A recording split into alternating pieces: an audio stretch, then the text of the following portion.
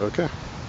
Alright, Hammock Forum fellow members, I'll show you some products that myself and a few of the guys on the forums came up with to solve some minor issues people were having. One of them is the tarp key.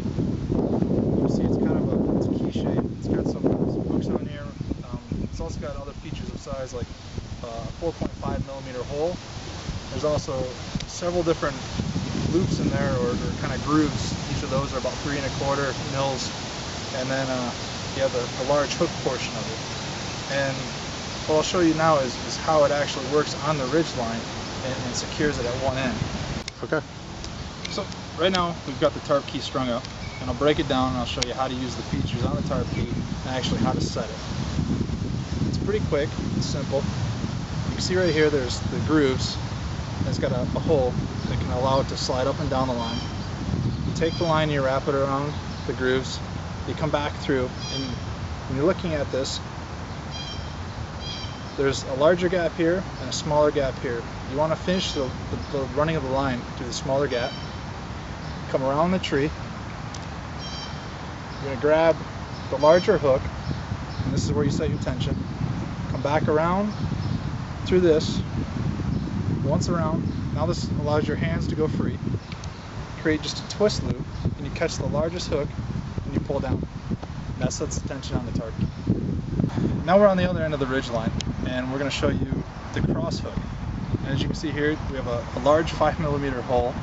We have a T-shape which crosses. We have a 4.5 diameter hole here, millimeter, and we have a slight little indentation on the back. And the indentation is going to be used to help set the tension in the ridge line. So we come up here.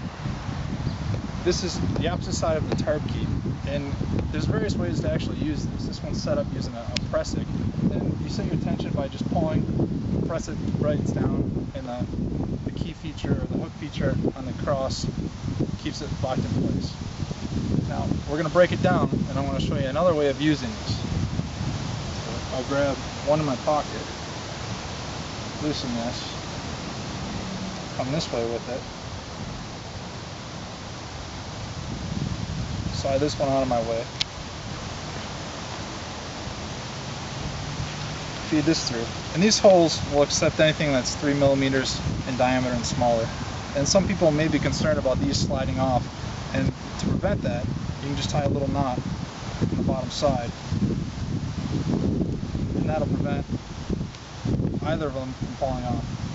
So what we'll do is we'll wrap this around, and you want this to be on the same side as you. Come through, hook your line, and you're going to pull it, come down and under, up and around,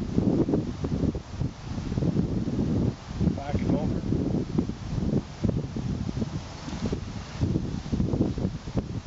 Kind of do a twist, and then catch both of these and pull snug. That's the second way of latching that on there. And after this, we'll show you a third option of how to use this one. I said this, the second, which is actually, this is going to, or the third, this is going to be the second way of using the tarp cross. There was a thread that was posted about wanting to get in and out of a war bonnet and then slinging it over. And instead of undoing your tension here and undoing from the stake, if you slide one of the tarp crosses onto the line, you can actually use this as a removable hook, which then will allow you to take and throw the line over top of the hammock, and the bug net will be out of your way. So it is pretty versatile. They only weigh 2 grams each, and right now this is the second way of using this, and in the next video we'll show you the third way of using this feature, or this actual piece here.